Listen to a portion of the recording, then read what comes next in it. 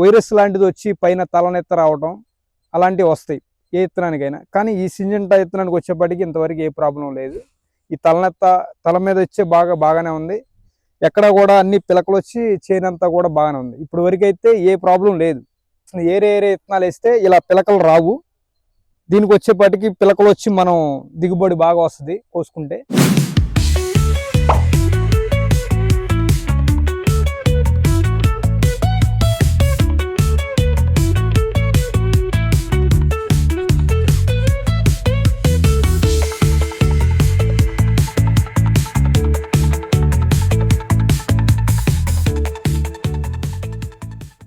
రైతు సోదరులందరికీ నమస్కారం అండి. మా ఊరు మంచిగిలిపూడి, దుగ్గిరాల మండలం, గుంటూరు జిల్లా. నా పేరు శంకరబాబు. 4-5 సంవత్సరాల నుంచి బెండ తోట సాగు చేస్తున్నానండి.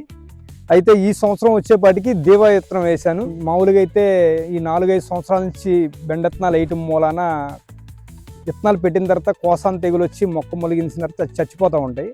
అయితే ఈ సింజంటా విత్తనాలు వేసిన కాడ నుంచి మొక్క ఎక్కడా కూడా చనిపోవడం అనేది లేదు. బాగానే బెటర్గానే ఉంది. ఏ విత్తనం వేసినా సరే ఒక తెగులు అనేది వస్తుంది. తర్వాత ఈ వైరస్ లాంటిది వచ్చి పైన తలనెత్త రావటం అలాంటివి వస్తాయి ఏ విత్తనానికైనా. కానీ ఈ సింజంటా విత్తనానికి వచ్చేప్పటికి ఇంతవరకు ఏ ప్రాబ్లం లేదు. ఈ తల మీద వచ్చే బాగానే ఉంది. ఎక్కడ కూడా అన్ని పిలకలు వచ్చి చేనంతా కూడా బాగానే ఉంది. ఇప్పుడు వరకు అయితే ఏ ప్రాబ్లం లేదు. అయితే ఈ సింజంటా వాళ్ళ విత్తనం దివా వేసిన కాడి నుంచి కాపు బాగుంది. ఎక్కువగా పిలకలు బాగా వస్తున్నాయి. దీనికి ఎక్కడ ఏ ఇబ్బంది లేకుండా వస్తుంది. ఏరే విత్తనాలు వేస్తే ఇలా పిలకలు రావు. దీనికి వచ్చేపాటికి పిలకలు వచ్చి మనం దిగుబడి బాగా వస్తుంది కోసుకుంటే. మిగతా చాలా విత్తనాలు వేసాను అంతకుముందు, వాటికి పిలకలు అనేది రాలేదు. అయితే ఈ దివా విత్తనం వేసిన కాడి నుంచి పిలకలే కానీ చేను పైన ఈ మొదల్లోనే కానీ కాయ వస్తూనే ఉంది. దిగుబడి మాత్రం బాగుంది.